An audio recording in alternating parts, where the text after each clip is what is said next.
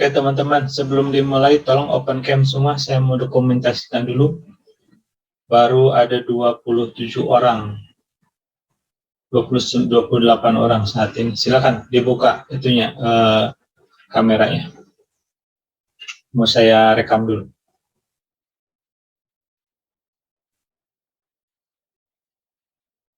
Oke, yang lain? Oke.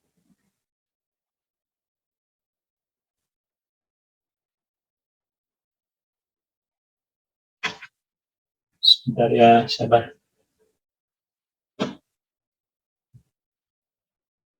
Sebentar, tolong sabar.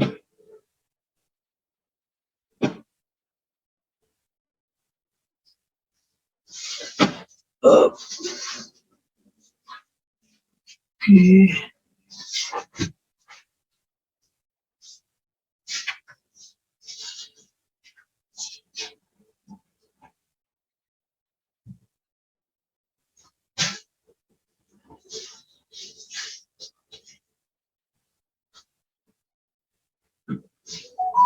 Assalamualaikum warahmatullahi wabarakatuh. Waalaikumsalam warahmatullahi wabarakatuh. Baik teman-teman, terima kasih banyak. Mudah-mudahan teman-teman selalu sehat dan kita berjumpa lagi di dalam pelajaran atau mata kuliah Prostat. Ya, dan tidak henti-hentinya saya ataupun selalu mengajak untuk teman-teman selalu berupaya dengan sebaik-baiknya agar teman-teman bisa merealisasikan doa teman-teman untuk bisa lulus dari Prostat ini. Pada hari ini teman-teman kita akan membahas tentang variabel acak, walaupun beberapa bagian atau beberapa hal terkait dengan variabel acak sudah kita singgung di pertemuan sebelumnya. Nah, jadi pada dasarnya variabel acak itu apa sih sebenarnya? Variabel acak itu berasal dari variabel tentunya ya. Nah, kalau bicara variabel, tentunya kita tidak akan lepas dari yang disebut dengan karakteristik. Mari kita lihat dulu dari apa yang disebut dengan ruang sampel. Kemarin kan sudah dibahas bahwa ruang sampel itu adalah himpunan atau kumpulan dari seluruh kemungkinan yang bisa muncul dalam suatu percobaan. Jadi kalau misalnya target kita adalah ingin memilih wakil dari sekelompok orang, maka ruang sampelnya berarti seluruh kemungkinan orang yang dapat dipilih dari kelompok tersebut. Nah, ketika kita berhadapan dengan ruang sampel atau pemilihan itu, ya biasanya kita akan berhadapan ataupun akan melakukan penelitian. Yang kita teliti adalah karakteristik. Apa itu karakteristik? Ada yang tahu? Rasanya di pertemuan pertama sudah disampaikan. Kalau belum silakan dicari lagi ya, bahwa karakteristik itu adalah sifat atau ciri. Dari siapa? Dari unit objek yang akan kita teliti. Misalnya dari sekumpulan orang ini, unit observasinya adalah orang. Ya, apa yang kita teliti? Misalnya jenis kelamin.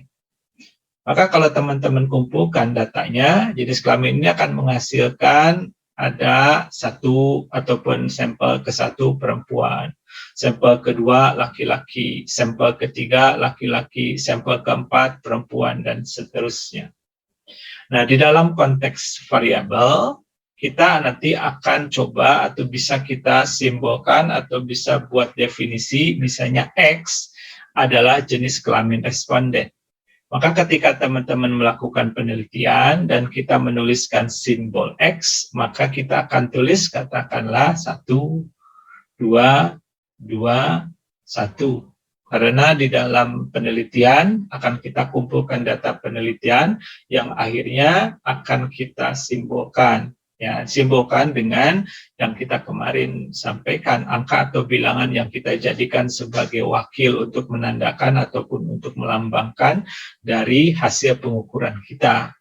Nah, 1, 2, 2, 1 ini boleh kita lakukan, misalnya dengan aturan seperti ini, 1 untuk perempuan, 2 untuk laki-laki. Nah, jadi X inilah yang dikatakan sebagai karakteristik. Oke, apalagi yang disebut dengan karakteristik, misalnya. Perhatikan. Nah, sekarang ada jenis rambut. Jenis rambutnya bagaimana? Ada yang 1, 3, 2, 2. Ada yang tahu nggak 1 itu apa? Ada yang tahu? Rafli tahu 1, 2 itu apa artinya?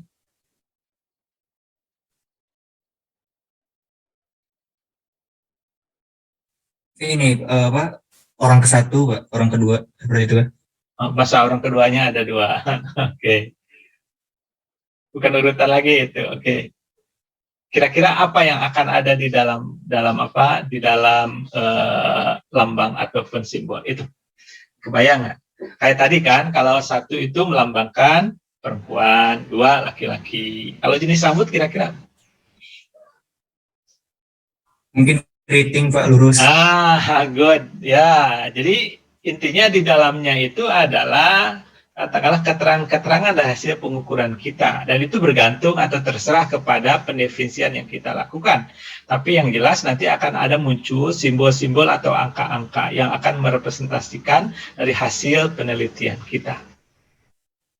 Ya, nah terus juga ada nanti berat badan, misalnya 56, 75, 69, 48 dan seterusnya. Kalau Taruli lihat ini, kira-kira satuan ataupun angka dalam bentuk apa, Taruli Jeremia? Dalam satuan kilogram, Pak. Good. Misalnya dalam aturannya adalah dalam satuan kilogram. Nah, perhatikan teman-teman. Nah, jadi data yang kita peroleh ini sengaja sudah saya simbolkan dalam bentuk angka, biar kita lebih mudah untuk bisa menangkap atau memahaminya. Perhatikan baik-baik sekarang. Jadi dari hasil ini kita akan tahu bahwa di sini ada namanya variabel. Variabel itu apa? Variabel itu adalah karakteristik yang nilainya berubah-ubah dari satu unit penelitian ke unit penelitian lainnya, atau dari satu unit observasi ke unit observasi lainnya. Meskipun hanya ada 2 pilihan seperti jenis kelamin, tetapi karena memungkinkan dia akan berubah laki-laki, perempuan, laki-laki, perempuan, maka jenis kelamin tersebut dapat kita definisikan sebagai sebuah variabel. Oke, jadi kata kuncinya variabel itu adalah ada kata atau ada kondisi yang berubah-ubah. Ya, oke. Sampai sini, silakan teman-teman kalau ada yang mau bertanya.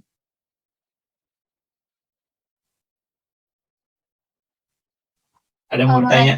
Mau nanya, Pak? Boleh. Maksudnya berubah-ubah tuh gimana, Pak? Oke, contoh tadi. Bentar ya. Saya supaya tidak ini.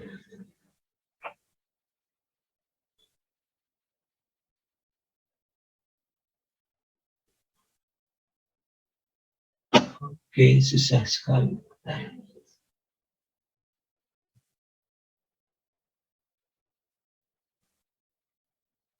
Baik. Oke, bisa diulang? Berubah-ubah. Oke, saya nanya sekarang. Contoh dulu lah ya. Karakteristik itu apa? Sifat atau objek yang diteliti.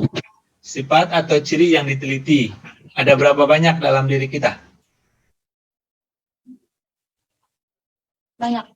Banyak. Oke, Nadain tahu sekarang. Misalnya, tadi ada contoh tadi ya, jenis kelamin, kemudian jenis bentuk rambut atau kilogram. Sekarang saya nanya, jumlah kaki. Saya ambil responden 1. Jawabannya berapa?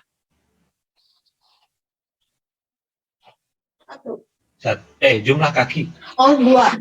Oke, 2. Sekarang, saya pilih sampel ataupun responden kedua. Dilihat atau dilihat berapa jumlah kakinya?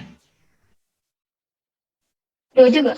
2. Ketiga, keempat kira-kira berapa jumlahnya? Sama, 2. Hasil yang kita peroleh berubah-ubah tidak? Enggak. Artinya sama kan? Iya. Berarti fix itu. Nah, sekarang kalau tadi jenis kelamin. Yang pertama, laki-laki. Atau misalnya kita simbolkan 2. Kemudian yang kedua, mungkin 1, mungkin 2 enggak? Mungkin. Ya, jadi kalau kita pilih 10 sampel atau 10 responden, ada kemungkinan berubah-ubah nggak jawabannya? Ada. Nah, jadi berubah itu di sana hasilnya, Nadain. Oh ya. Berarti nggak semuanya bisa berubah-ubah ya? Tergantung. Coba sekarang pilih salah satu karakteristik yang akan Naden ukur apa dalam tubuh kita, atau misalnya bisa dalam diri kita atau di luar diri kita. Warna kulit atau Warna mancung kulit. hidung gitu, Pak? Gimana bentuk hidung? Ya, bisa bentuk hidung. Bisa. Oke. Asal daerah, variabel bukan? Variabel. Variabel. Nah, jadi ketika kita memperoleh hasil pengukuran kita, maka sangat dimungkinkan hasilnya akan berubah-ubah dan bersifat acak nantinya.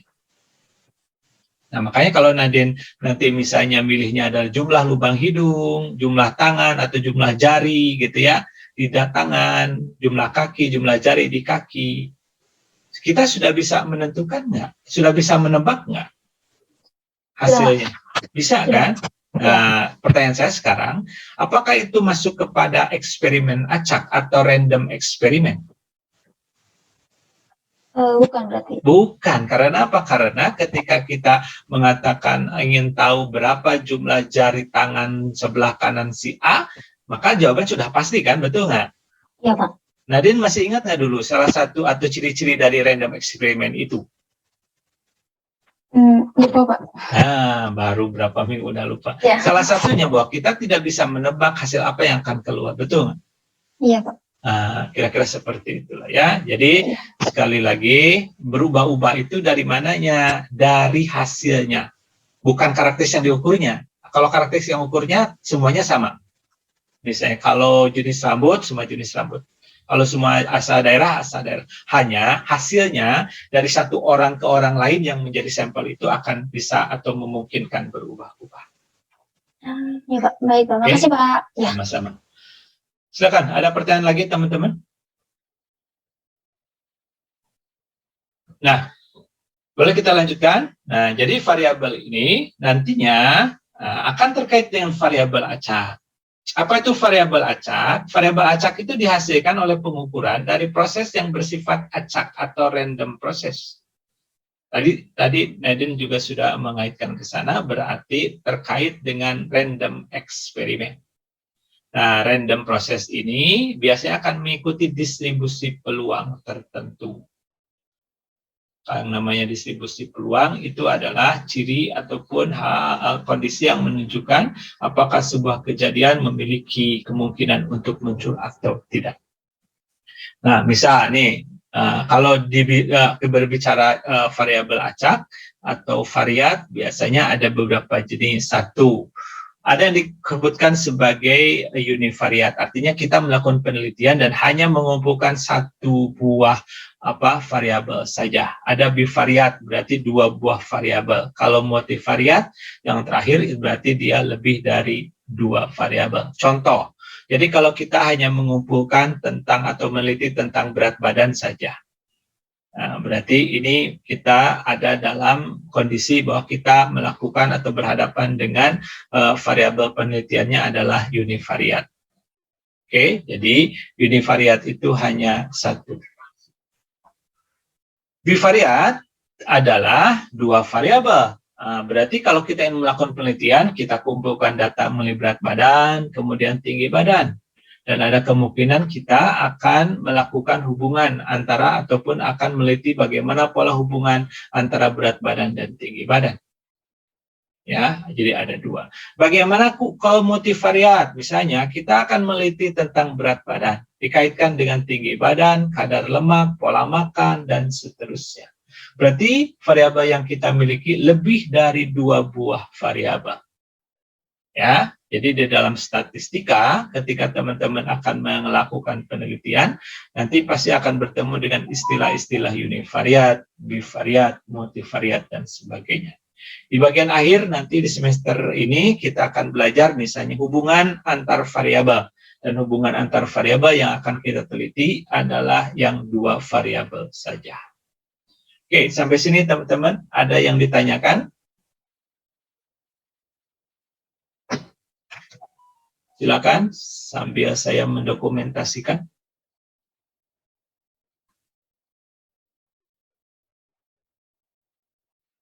Cukup jelas, teman-teman? Bisa diikuti? Bisa, Pak. Oke, makasih dong. Ya. Nah, saya lanjutkan sekarang. Ya, contoh sekarang, bagaimana kita melakukan ataupun memproses dan memahami yang disebut dengan variabel acak. Misalnya kita melakukan pengetosan koin, maka ruang sampel pengetosan kita, seperti yang kita tahu, ada 8 buah titik sampel. Seperti ini. Oke.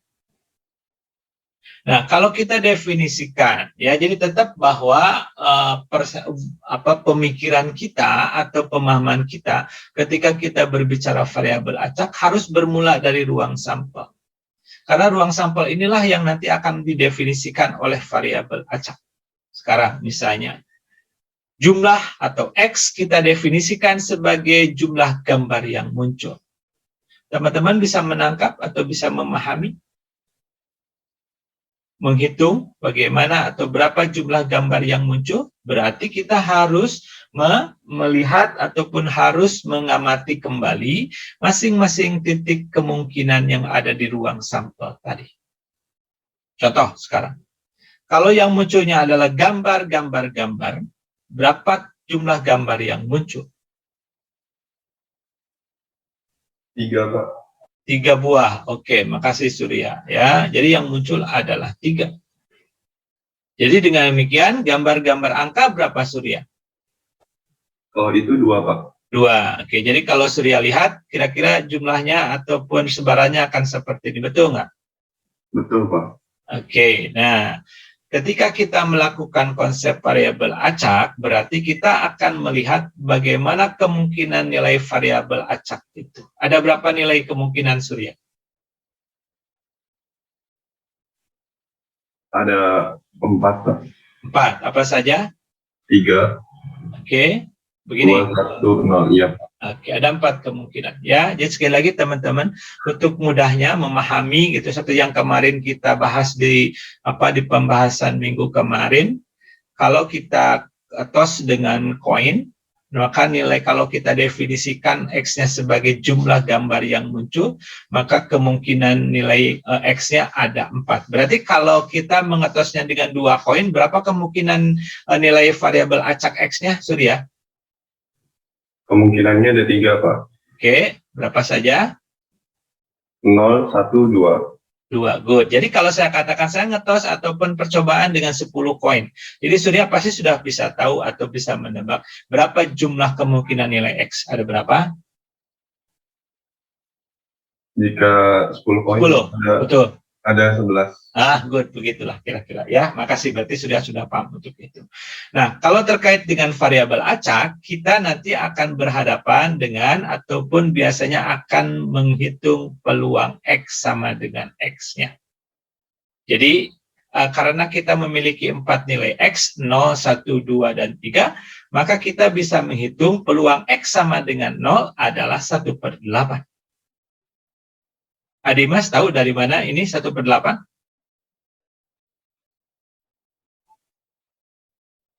Adimas. Halo. Kecil Adimas suaranya. Tidak, Pak. Sinyalnya juga. Ilman. Ilman. Halo. 1/8 dari mana? Dari ruang sampel pengetasan 3 koin. Iya, betul. Mendapatkan peluang 1/8-nya bagaimana caranya?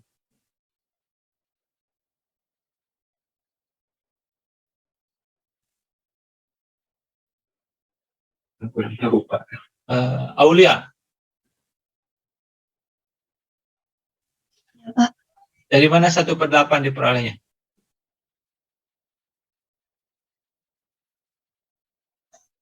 Itu per 2/3, bukan, Pak? Gimana? Per 2/3. Per 2/3. Coba ulang. Iya, Pak. Dari per 2/3. Saya belum paham jawabannya.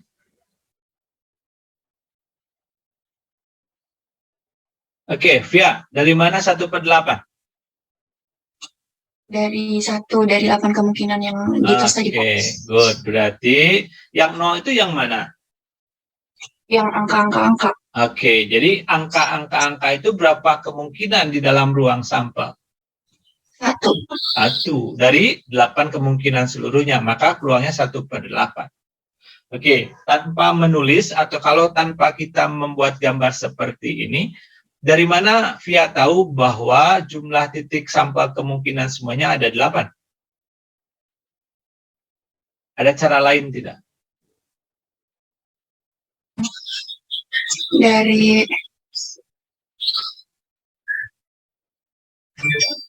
Dari mana?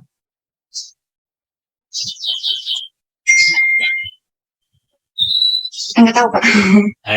Sudah dibaca atau belum bahan kemarin? Oke, Railan, Alfi, Andika.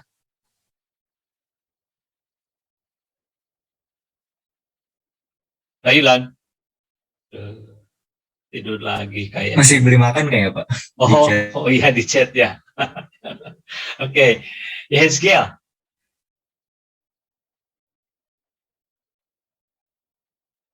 Yesgiel. Sama cari makan juga. Oke, Amri. Iya. Amri. Iya, Pak. 8 dari mana? Tahu? Dari ini, Pak. Jumlah dari ruang sampel. Iya. Dapatkan 8 dari bahwa di ruang sampel itu ada 8 titik sampel dari mana?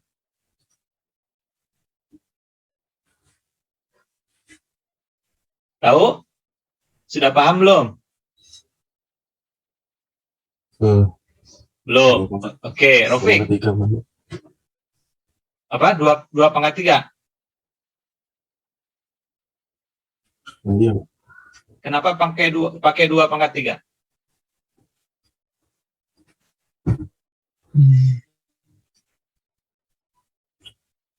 Ada jawabannya?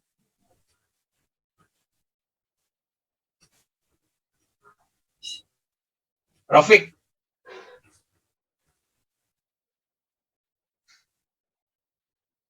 Ya, Pak. Rofik, kenapa pakai 2/3?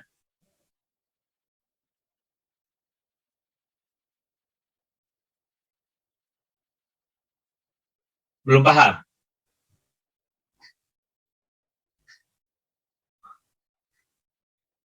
Belum, Pak. Azam, Iya Pak. kenapa pakai 2/3? Soalnya ini kan di koin, sisinya cuma ada angka sama gambar ya Pak. Oke. Jadi itu 2 hitungannya. Oke. Terus pangkat 3, soalnya ini ada 3 koin. 3 koin. Jadi pakai rumus yang mana, Zam? Bentar, Pak.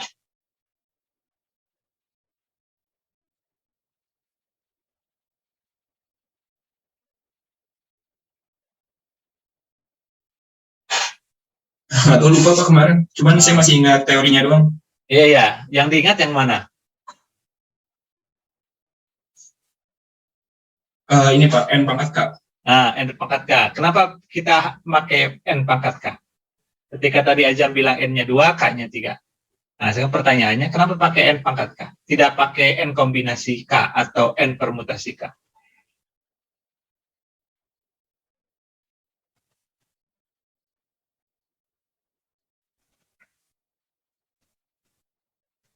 Saya harus buka lagi slide-nya ya. Oke. Ari, kenapa Ari? Pakai N pangkat K?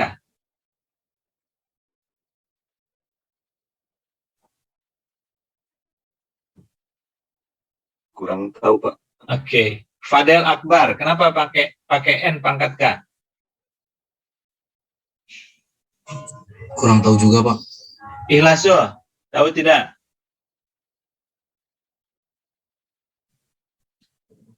Lupa Pak. Nancy. Nancy.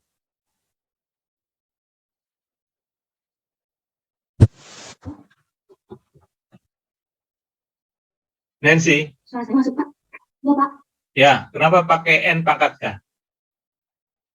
Karena ada pengembalian. Oh, karena ada pengembalian. Oke, supaya lebih jelas, kenapa disebut ada pengembalian? Atau tepatnya apa? Kita kan pakai 3 koin. Jadi nanti tidak. setiap poinnya itu setelah diambil itu nggak apa ya, masih dikembalikan. Kan kalau Jadi masih kita ada kemungkinan bisa. Oke, sekarang gini, kalau kita ketosnya pakai 3 koin langsung, jawaban tepatnya bagaimana? Coba sekarang orang Subang. Rafli coba. Kenapa pakai N pangkat K? Karena kasusnya sama kayak ini Pak, sama kayak pengotosan beberapa dadu kayak Oke. gitu. Nah, jadi dengan pengembalian ya Pak. iya betul. Terus kan kalau misalnya gini, kalau kita ngetosnya dengan 3 koin langsung kan bukan berarti koinnya dibalikin lagi kan?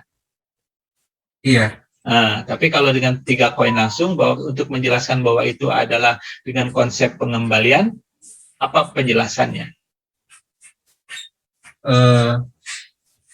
Mungkin setiap kemungkinannya bakal apa ya maksudnya setara gitu Pak. Bukan setara. Gini, perhatikan.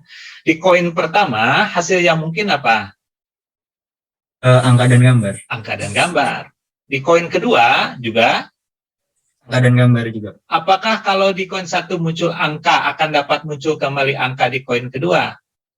Belum tentu Pak. Bukan dapat muncul atau tidak? Dapat muncul. Iya, berarti jadi karena bisa terjadi hasil yang sama, itulah konsep pengembalian.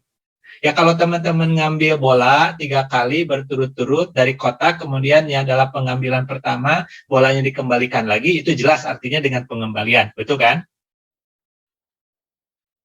Betul nggak, Rafli? Iya Pak, betul. Nah, tapi dalam konsep koin ini berarti apa atau konsep yang disebut dengan pengembalian artinya hasil yang bisa muncul atau hasil yang mulai muncul di koin yang lain dapat muncul juga di koin yang lainnya. Jadi kalau angka itu kan bisa berulang kalau di digit kan. Nah, berarti kalau di dalam koin ini artinya kenapa kita pakai N pangkat K? Karena apa? Karena hasil yang telah muncul di koin pertama masih tetap bisa muncul di koin kedua. Jadi tidak ada istilah mutually eksklusif atau saling menutup. Oke, jelas nggak teman-teman? Rafli jelas nggak kira-kira? Jelas Pak, jadi bakal dapat muncul terus-menerus ya Pak? Oke, ya jadi dapat berulang lah. Dia dapat muncul lebih dari 1 kali. Kan beda hasilnya kalau hasil dari koin pertama tidak boleh muncul di koin kedua, kan susah nanti. Betul nggak? Iya Pak. Oke, Nunung Puspasari. Nunung. Nung, kalau 3 koin, jumlah titik sampah dalam ruang sampahnya berapa?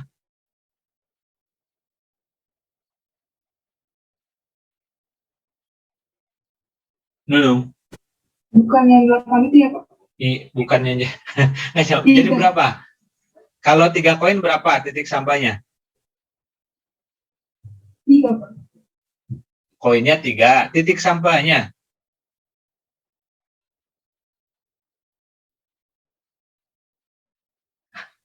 Paham nggak pertanyaan saya? Nunung ngetos dengan 3 buah koin, oke? Ya Pak.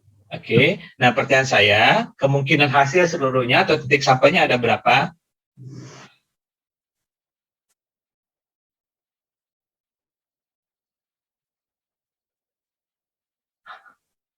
Oke, kayaknya belum cuci muka ini, ya. Oke, Rido Armanda. Rido.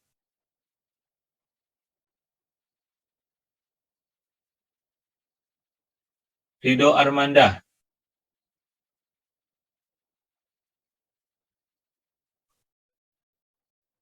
Allah.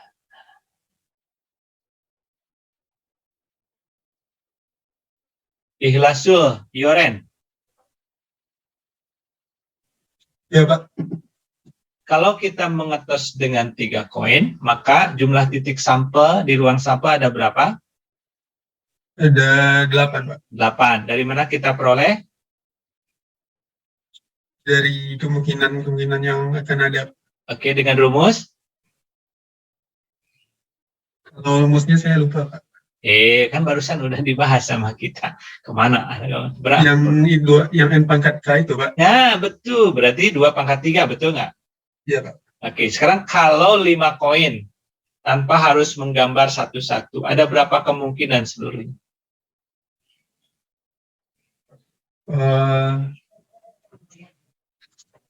2/5, Pak. 2/5. Berapa hasilnya? Eh,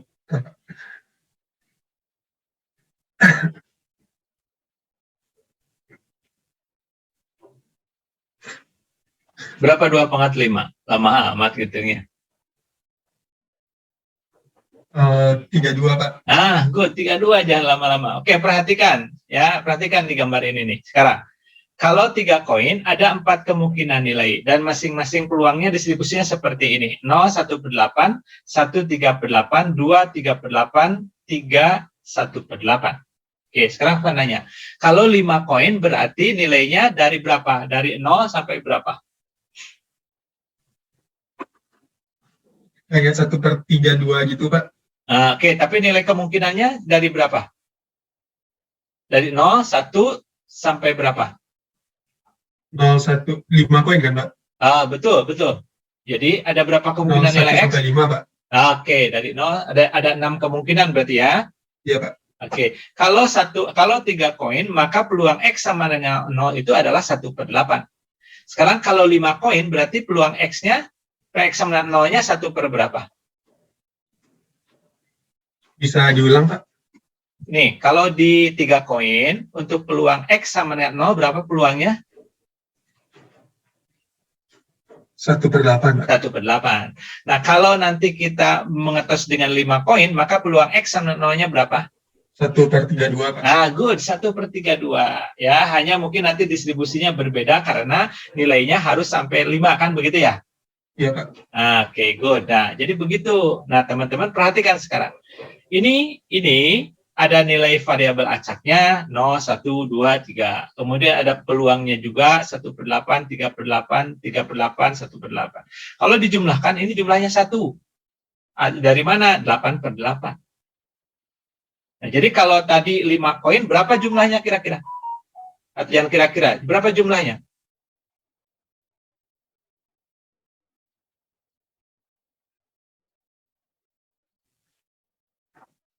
Halo? Iya, Pak. Kalau 32, berarti jumlahnya berapa nanti? Tetap 1, Pak. Jadi 32/32. Oke, sekarang ya sebagai latihan nanti, tapi tidak usah dikumpulkan. Silakan aja untuk lebih memahami ya. Rafli, tolong kasih tahu atau ingetin teman-teman. Sekarang nanti teman-teman buat yang kita sebut sebagai ini tabel distribusi peluang ya untuk pengotosan koin mulai dari koinnya 2, 3, 4, 5 sampai 6 lah ya. Terus buat tabel seperti ini, nilai variabel acaknya berapa saja, kemudian peluangnya berapa saja, kemudian buktikan bahwa semuanya itu jumlahnya akan sama dengan 1 ya teman-teman, nanti untuk latihan teman-teman. Nah, jadi sekali lagi ya, jadi kalau kita lihat variabel acak itu apa sebenarnya? Variabel acak itu adalah tiada lain fungsi yang akan memetakan ruang sampel S ya, di mana ruang sampel ini kalau pengetosan 3 buah koin ada 8 titik sampel ini. Kemudian kita akan petakan kepada bilangan real. Mana bilangan realnya? Ini yang menjadi kemungkinan nilai-nilai dari X ini 0, 1, 2, 3. Ya, jadi sekali lagi hasil ataupun variabel acak X ini ada di tengah-tengah. Ini yang akan memetakan ruang sampel ke nilai atau bilangan real ini. Nah, jadi teman-teman sekali lagi ya nilai-nilai kemungkinan inilah yang nanti akan menjadi kunci ketika teman-teman berbicara variabel acak. Nah, karena apa disebut variabel acak? Jadi karena kemungkinan hasilnya bisa berubah-ubah. X-nya bisa 0, bisa 1, bisa 2, bisa 3. Dan kalau kita lengkapi dengan peluangnya, itu tadi kalau 3 koin berarti 1/8, 3/8, kemudian untuk X sama dengan 2, 3/8, dan X sama dengan 3, 3/8. Nah, sebagai syarat nanti ya variabel acak ini pasti akan memiliki ataupun akan kata disebutkan kan akan mengikuti distribusi peluang tertentu. Inilah distribusi peluang untuk variabel acak di mana X-nya kita definisikan sebagai jumlah gambar yang muncul dalam percobaan pengetosan 3 buah koin. Nah, ingat teman-teman bahwa jenis variabel acak ini akan menentukan apakah variabel acak itu diskrit atau kontinu. Dari mana? Dari kemungkinan hasilnya. Kita sudah singgung kemarin diskrit itu apa? Diskrit itu pokoknya kalau hasilnya atau kemungkinannya bisa dihitung 0, 1, 2, 3 itu berarti dia adalah diskrit atau variabel acak diskrit. Sedangkan kalau misalnya hasilnya dalam bentuk interval yang nilainya jumlahnya tidak terbatas, maka itu berarti kita masukkan sebagai variabel acak kontinu. Nah, kembali lagi kepada tabel ini berarti kita bisa menghitung nanti peluang X sama 0, berapa? 1/8. Peluang X lebih besar sama dengan 0, berapa? Berarti 1, karena semua akan kita jumlahkan oleh 1, 2, 0, 1, 2, dan 3. Peluang X kurang dari 2, berapa? Nah, kita bisa jumlahkan atau bisa hitung, yaitu 4/8. Dari mana? Nah, konsepnya samalah ketika kemarin contoh di pertemuan kemarin kita menghitung peluang, ya. Seperti itu. Oke, sampai sini teman-teman. Ada yang mau ditanyakan? Teman-teman, ada yang mau tanyakan? Silakan.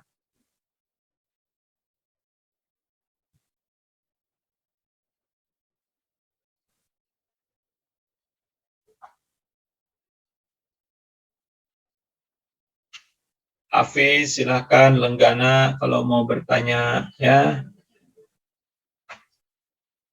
Muhammad Abdillah, silakan kalau mau bertanya.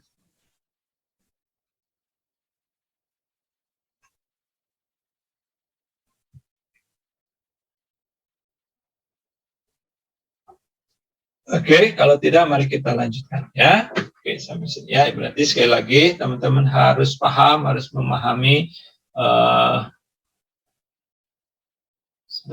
Oke, nah ini beberapa contoh variabel acak dari masing-masing kelompok yang akan kita bahas atau akan kita singgung.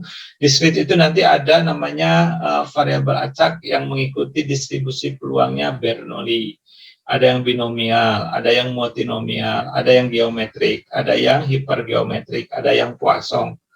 Kemudian di kontinu ada normal, ada uniform kontinu, kemudian ada beta, ada gamma, ada eksponensial, ada Weibull, ada Cauchy, ya, ada double eksponensial.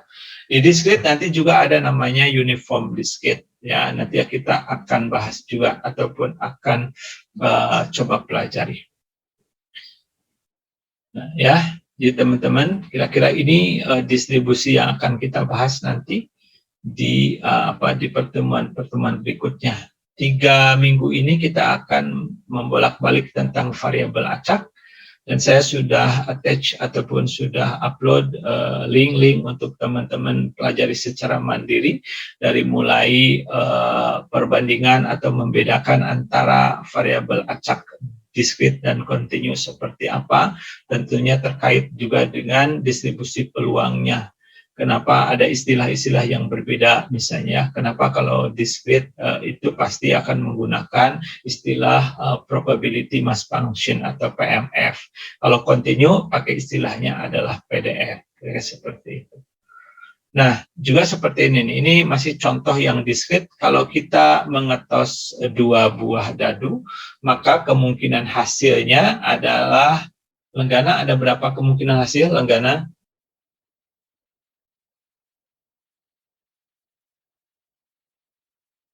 Lenggana. Webi, ada berapa hasil Webi? Untuk bawa dadu, Pak, Betul.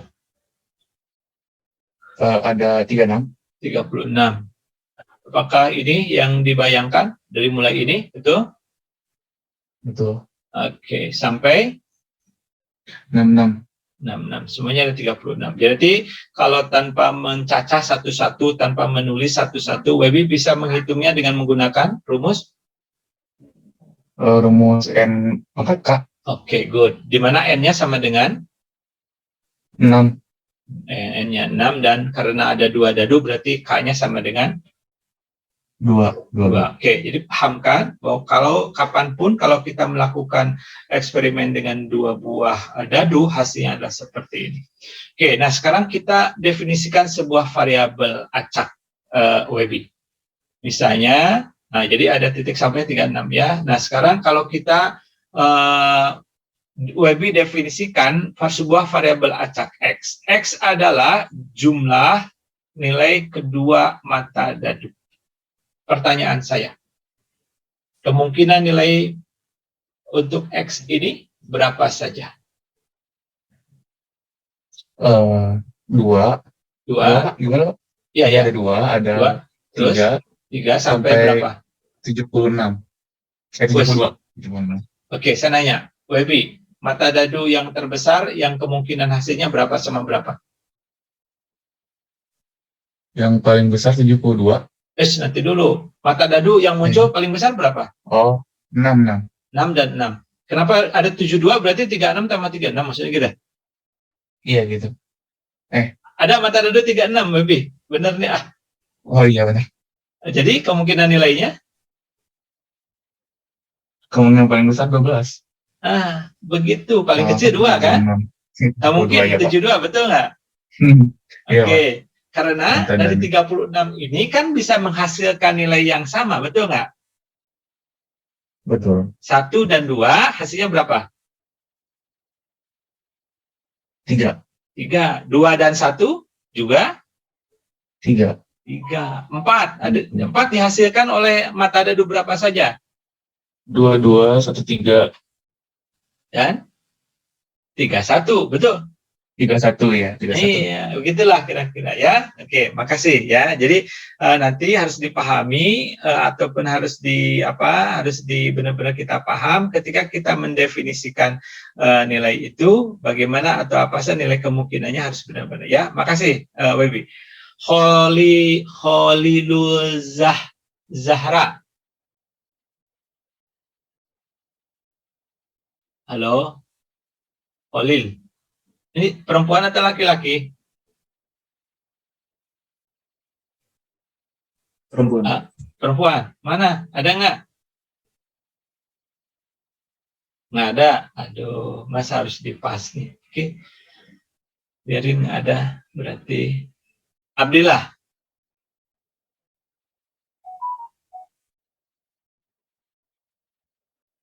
Farafi.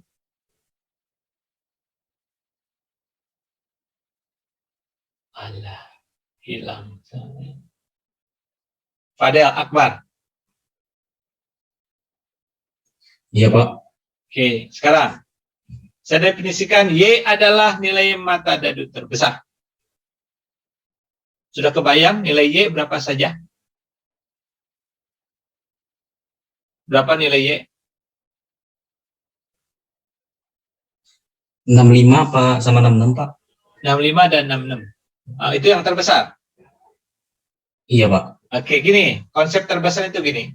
Kita mengetos 2 buah dadu, berarti kan ada hasil dari dadu pertama dan dadu kedua, betul nggak? Fadel? Kebayang? Fadel? Halo Pak, halo. Nah, kita ngetos dengan 2 buah dadu. Berarti hasilnya ada yang dari mata dadu 1 dan mata dadu 2, betul? Betul Pak, betul. Oke, nah sekarang kita akan lihat, akan bandingkan kedua hasil tadi, mana yang paling besar. Bisa kan? Paling besar itu berarti angkanya yang paling besar, betul? Betul nggak, Fadel? Betul Pak, betul. Oke, sekarang pertanyaan saya. Kemungkinan nilai Y-nya berapa? 65, 56, begitu? 66 Pak. 66, oke. 66 itu kan satu titik sampel, betul ya? Betul Pak, betul. Oke, nah saya nanya. Dari pengetosan 2 dadu itu ada berapa kemungkinan hasil?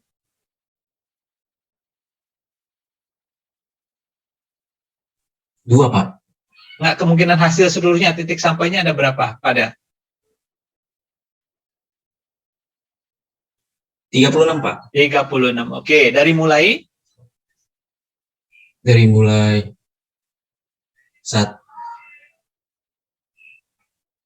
ya, dari mulai berapa? Putus-putus. 11 sampai 66 Pak. Oke, 36-nya. Oke, jadi mungkin muncul satu-satu begitu kan? 1, 2 sampai nanti 6 dan 6, betul begitu? Betul Pak, betul. Oke, pertanyaan saya, kalau yang muncul satu-satu, dari mana bahwa yang terbesar 6?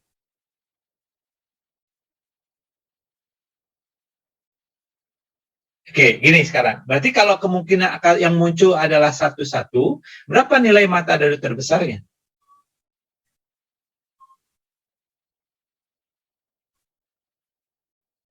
Kenapa putus-putus Pak? Oh, putus-putus. Oke, kalau begitu sebentar. Ari Yanuar. Ari Yanuar? Ya, Pak. Kalau yang muncul 1 dan 1, berapa nilai mata dari terbesarnya?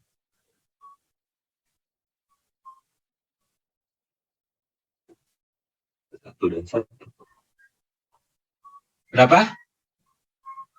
1 dan 1, Pak. Iya, yang paling besar berapa mata dadu? 1. 1. Oke. Kalau 1 dan 2, berapa mata dadu terbesarnya?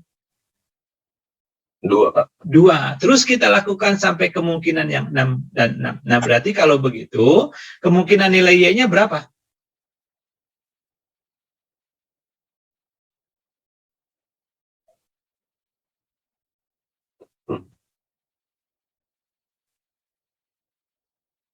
Halo? Putus-putus ya? Jadi ya. Oke, Dara Kusumawati. Iya, Pak. Oke, kita lanjutkan diskusi yang barusan. Jadi, dalam pengetesan 2 buah dadu, ada berapa kemungkinan hasil?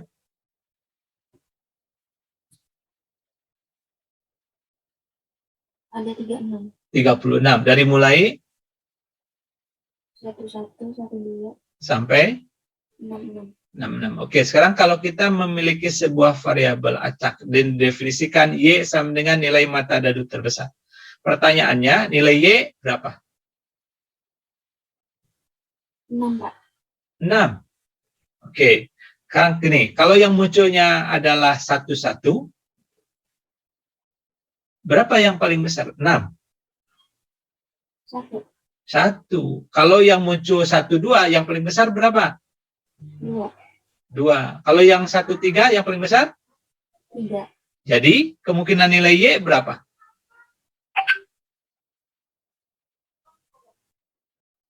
1 sampai 6. Nah, begitu. Jadi, kemungkinan nilai adalah 1, 2, 3, sampai 6. Jadi, teman-teman, ya, jangan lepas dari pemahaman ataupun hasil kita ketika kita melakukan pencacahan titik sampel. Jadi, kalau ditanya berapa nilai mata dadu terbesar, jangan 6. Karena apa? Karena ingat bahwa kita memiliki 36 kemungkinan titik sampel. Dari mulai 11, 12, sampai 36 dan 6. Jadi dengan demikian apa? Akan ada kemungkinan 36 nilai dadu terbesar. Nah, kalau kita summary-kan, itu mulai 1, 2, sampai 6, dan seterusnya. Oke, makasih ya, Dara. Sekarang, Via, kalau Z-nya adalah selisih nilai kedua mata dadu. 1, Pak. 1. Dari mana 1, Via, jawabannya? Selisihnya. Iya, selisihnya. Satu aja. 0, Terus, 0 1, saja. 1, 0, 1, 2, sampai? sampai 5. Sampai 5. Betul, begitu. Nah, jadi pencacahannya sebenarnya gampang, teman-teman. Jadi gini aja mikirnya. Kalau yang muncul 1 dan 1, maka selisihnya 0. Kalau 1 dan 2, maka selisihnya 1. Dan seterusnya sampai kalau munculnya 6 dan 6, selisihnya adalah 0. Selisih yang paling besar itu dihasilkan oleh hasil mana, Via? 1 sama 6, Pak. 1 sama 6. Good, ya. Mau 1, 6 maupun 6, 1, selisihnya adalah 5. Oke, teman-teman, seperti yang tadi di koin yang saya minta dari mulai 2, 3, 4, 5, sampai 6 koin dibuat tabel distribusi frekuensi, dibuat tabel distribusi peluangnya, berarti ada nilai variabel acak X-nya dan nilai peluangnya berapa. Untuk ini pun sama, nanti teman-teman silahkan buat ya untuk variabel acak X, bagaimana distribusi peluangnya, untuk Y, bagaimana distribusi peluangnya, kalau Z, berapa distribusi peluangnya, bagaimana. Nah, bedanya dengan koin tadi, berarti untuk Z ini pembaginya bagaimana, Via? Gimana, Pak? Pembaginya berapa nanti? Kalau distribusi peluang jumlahnya harus berapa? 36. 1. 1. Berarti kalau untuk percobaannya dengan pengetasan dadu, berarti jumlahnya harus berapa? 36/36. Nah, good. 36/36. Ya, kira-kira seperti itulah teman-teman. Ya. Oke, jadi susun distribusi peluang masing-masing untuk X, Y, Z ini sebagai latihan teman-teman. Dan untuk bahasan ataupun untuk bahan diskusi kita di pertemuan selanjutnya. Silakan kalau ada pertanyaan. Ada pertanyaan? Surya, ada pertanyaan Surya? Belum ada Pak. Dari saya, Pak. Oke, sudah paham? Sudah paling tidak bisa mengikuti, sampai saat ini bisa mengikuti apa yang disampaikan? Bisa Pak. Oke, makasih banyak ya. Terus dipelajari dengan latihan-latihan. Oke, teman-teman, ada pertanyaan yang lain?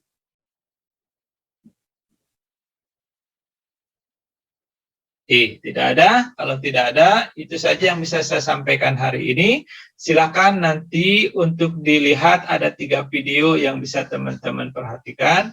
Sekali lagi, teman-teman ya, kalau ada permasalahan dengan status atau teman-teman sudah melihat videonya atau video pembelajarannya, tetapi statusnya masih checklist ya, masih kali misalnya di LMS-nya, silakan hubungi Siswo. Karena saya yakin itu sudah otomatis akan terekod di sana apa yang teman-teman, aktivitas yang teman-teman lakukan.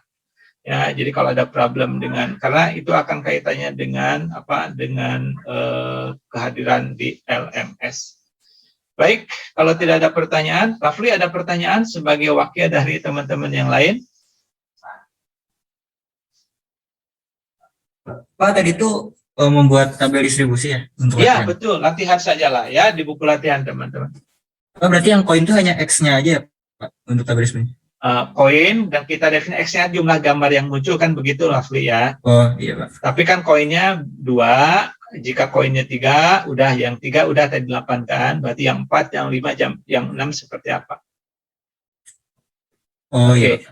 Nah, terus perhatikan, kan teman-teman yang 3 koin tadi, gimana distribusi peluangnya tadi, Rafli? 1/8, kemudian berapa? 1/8, 3/8 kali. Oh iya, 1/8, 3/8, 3/8 sama 1/8. Nah, polanya kan 1, 3, 3, 1 kan? Iya Pak. Simetris kan begitu ya? Iya. Nah, kalau ingat kemarin waktu kita bicara bola lampu, apakah simetris begitu? Tidak. Lampu berapa kamu distribusinya?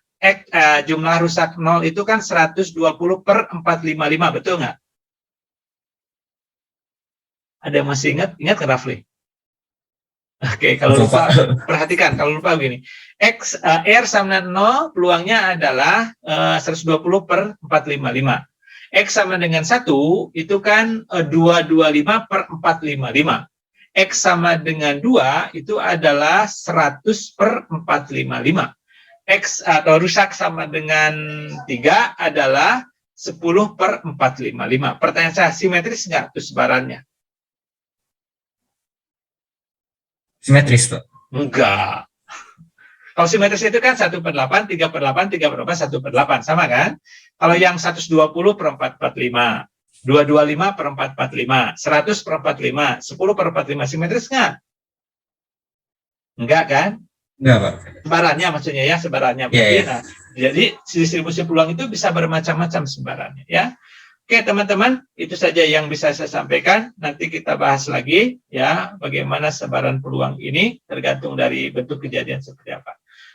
Mudah-mudahan teman-teman selalu sehat ya, selalu ada dalam keadaan fit dan terus semangat untuk belajar supaya terus dapat pemahaman yang terbaik dari apa yang kita pelajari. Mohon maaf kalau ada kesalahan dan penyampaian. Wassalamualaikum warahmatullahi wabarakatuh.